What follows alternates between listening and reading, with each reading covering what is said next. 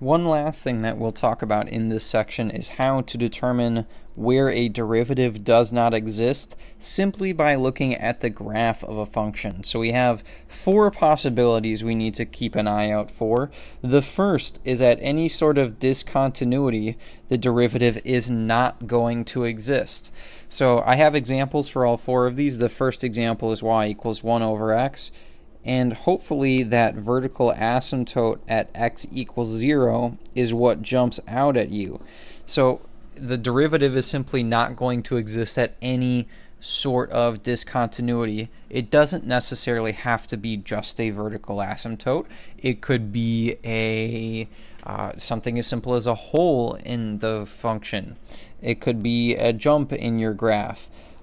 Any sort of discontinuity, the derivative is not going to exist there. So f prime of x does not exist at, in this case, x equals 0. And I think what's going to be helpful for all of these is to remember that the derivative tells us the slope of the tangent line.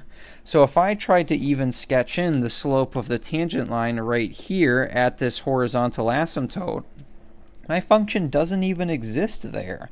So it doesn't really even make sense to ask the question, what does the tangent line look like? Because I can't draw a tangent line without my function even existing there. So the derivative, since the function does not exist there, the derivative also does not exist at that x value.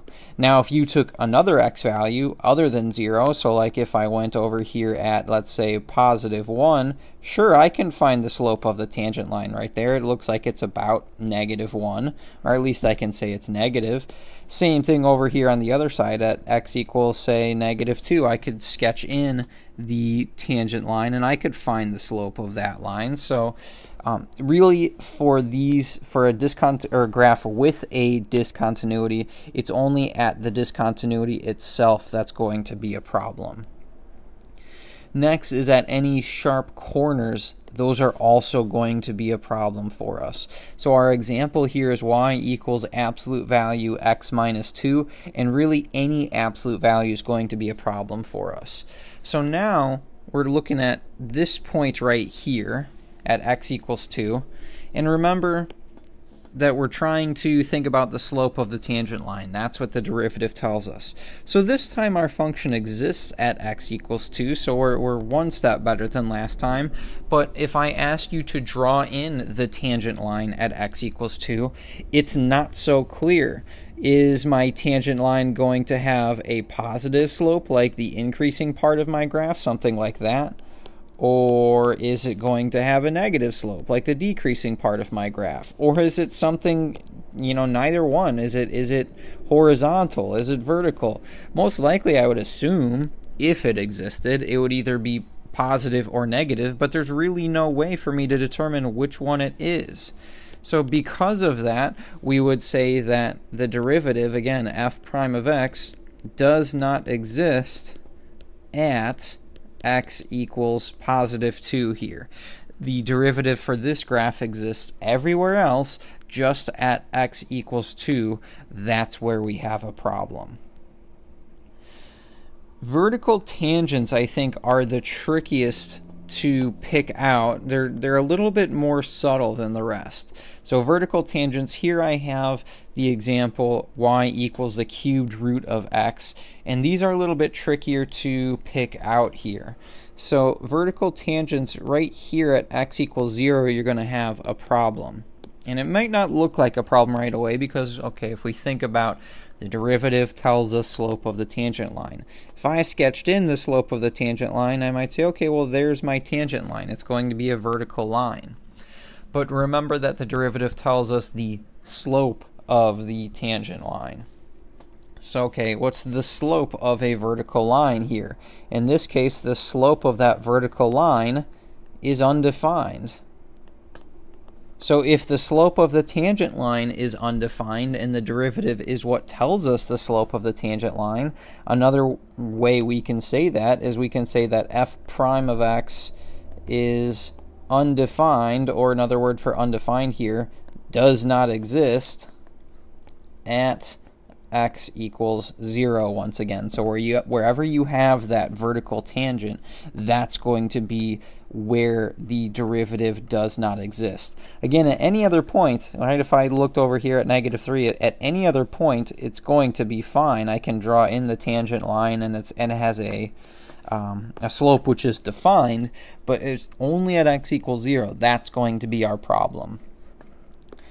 The last case is kind of similar to almost a combination of the previous two, is a cusp right here, and my example here is y equals x plus 3 to the 2/3 power minus 1. And hopefully this point right here is the point that jumps out at you right there at x equals -3.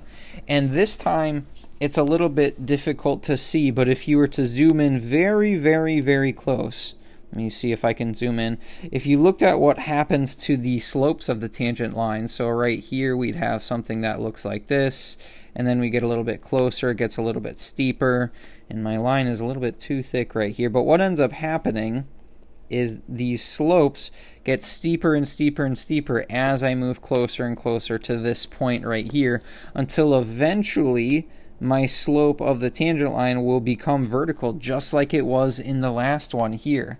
So a cusp usually has a kind of a more obvious point, I think, than a vertical tangent, but it is in fact a vertical tangent line. So that's going to be a problem again, because we have a vertical tangent line. The slope of a vertical line does not exist here. So again, if we wanted to talk about that particular point, we would say that f prime of x does not exist, in this case, at x equals -3. It exists for every other x value. Only at x equals -3 do we have a problem.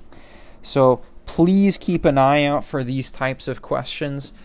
Oftentimes I like to give you the graph of a function on that first exam, and I will ask you a bunch of limit questions. I'll ask you where it's continuous, but I'll also ask you, where does f prime exist, or where does f prime of x fail to exist? And to answer that question, you're really just looking at one of these four possibilities.